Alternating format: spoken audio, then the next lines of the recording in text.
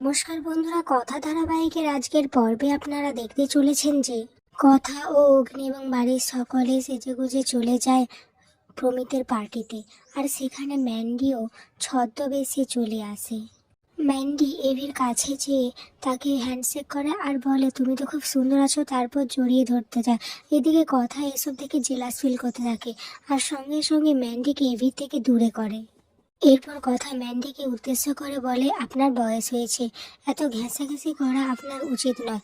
আর তাছাড়া ওনার ঠান্ডা লেগেছে, আর আপনি যদি ওনাকে জড়িয়ে ধরেন তাহলে আপনারও ঠান্ডা লেগে যেতে পারে। এদিকে কথা এসব কথা শুনে ম্যান্ডি তো খুব রাগ হতে থাকে আর মনে মনে ভাবতে থাকে, তুমি যতই চেষ্টা করো না কথা, এভিকে আমার থেকে তুমি দূরে সরাতে কিছুতেই পারবে না। এরপর ম্যান্ডি আবারও যায় এভির কাছে, যে আবারও এভিকে জড়িয়ে ধরতে থাকে। এদিকে এভি তো কিছুই করতে পারে না, তার খুব বিরক্ত লাগে এসব। কথা তো আবারও এগিয়ে আসে আর এগিয়ে এসে এবারে ম্যান্ডিকে দূরে সরিয়ে দিয়ে এভিকে তার নিজের কাছে রাখে। অন্যদিকে পার্টিতে সবাই তো হই হুল্লোড় আনন্দে মেতে ওঠে। এরপর প্রমিত আসে অগ্নির কাছে আর সবাইকে বলে, আমার বন্ধু অগ্নি খুব ভালো গান গায়। এটা শুনে সবাই তো অগ্নিকে রিকোয়েস্ট করে গান গাওয়ার জন্য। এরপর অগ্নি কথাকে উদ্দেশ্য করে গান গাইতে থাকে। খুব রোমান্টিকভাবে তারা থাকে, দুজনে নাচতে থাকে, খুব কাছাকাছি হয় দুজনে। অপরদিকে প্রান্তিক প্রমিতের সাথে দেখা করার জন্য খবর পাঠায়। এ তারপর প্রমিত যখন প্রান্তিকের কাছে যায় তখন প্রান্তিক প্রমিতকে জিজ্ঞেস করে, কাজ কত দূর এগোলো। তখন প্রমিত বলে, আমি করছি কাজ, কাজ অনেকটাই এগিয়ে গেছে। এরপর প্রমিত প্রান্তিকের কাছে সমস্তটা খুলে বলে। তখন প্রান্তিক বলে, ওদের টনিক বানানোর জায়গা একটাই হতে পারে, সেটা হচ্ছে কথাগুলির নার্সারি। তখন এটা শুনে প্রমিত বলে, ওয়াও, ওয়ান্ডারফুল, তুই আমাকে এত বড় একটা ক্লু দিয়েছিস।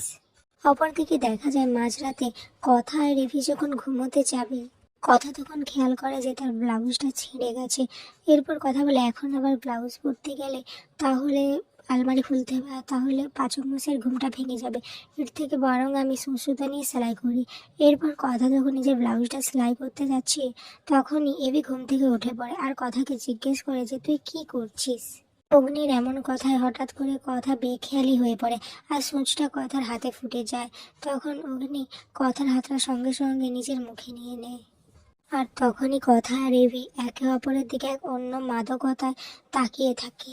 এরপরেই আমরা দেখতে চলেছি যে প্রমিত কথা নার্সারিতে চলে আসে আর এসে বলতে থাকে, এখানেই তাহলে তোমার সমস্ত কিছু রয়েছে কথাগুলি। এরপর প্রমিত কথা নার্সারির সমস্ত গাছে আগুন ধরিয়ে দেয়। এদিকে কথা হঠাৎ করে দেখতে পায় যে তার নার্সারি দাউ দাউ করে জ্বলে উঠছে। এরপর কথা এটা দেখে চিৎকার করে ওঠে যে, পাচক মশাই দেখুন, আমার নার্সারিতে আগুন লেগে গেছে, বাইরে আগুন লেগে গেছে, আমার সমস্ত গাছ জ্বলে যাচ্ছে। কথা চিৎকার শুনে বাড়ির সবাই বাইরে বেরিয়ে আসে আর এসে এমন দৃশ্য দেখে কারোর মাথায় ঠিক থাকে না। কথা তো কাঁদতে থাকে, কান্না করতে করতে বলতে থাকে যে, আমার এমন করে কে এত কিছু শেষ করে দিল, আমার গাছগুলোকে শেষ করে দিল। এদিকে অগ্নি তো বুঝতে পেরে যায় যে যারা এইসব কাজ করেছে তারা আগে থেকে জেনে গেছে যে তারা এখানে কাজ করতে চাইছে। আর যারা এই আগুনটা লাগিয়েছে, যারা এভাবে কথাকে কান দিয়েছে, তাদেরকে খুব তাড়াতাড়ি ইঙ্গিত নিয়ে ধরবে। এখানে আজকের পর্বটি শেষ হয়েছে।